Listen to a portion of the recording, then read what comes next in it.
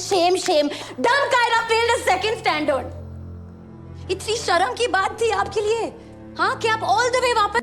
जो भी चीज हमें बचपन में नहीं मिली, हमें किसी ने ट्रस्ट नहीं किया, हमें किसी ने गंदी तरह से क्या इसे तो, लेकिन अब हम खुद को बढ़िया तरीके से ट्रीट करेंगे। अब हम खुद को बोलेंगे आई लव यू।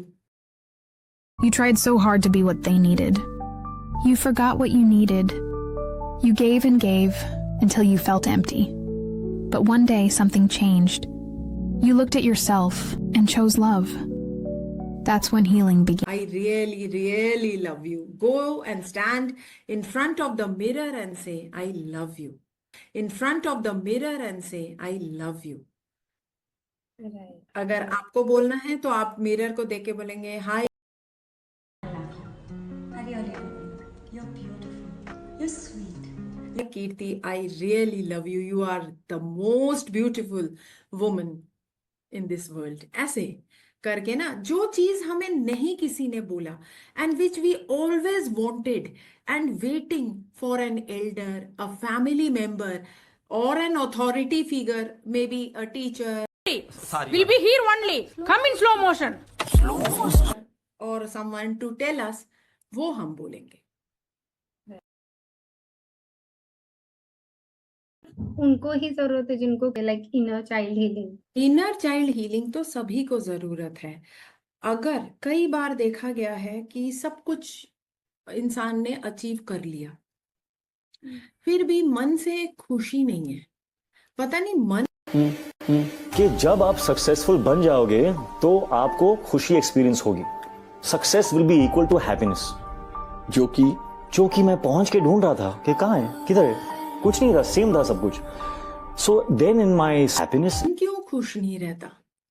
अचीव कर लिया, बड़ा बंगलो, बड़ा घर, बड़ा गाड़ी, अच्छी नौकरी, लेकिन वो मन में एक ना परसिस्टेंट सैडनेस है। कभी कभी एंजाइटी आ जाती है, कभी कभी No, Dimple, no, please, no, not again. Breathe. Low mood आ जाता है।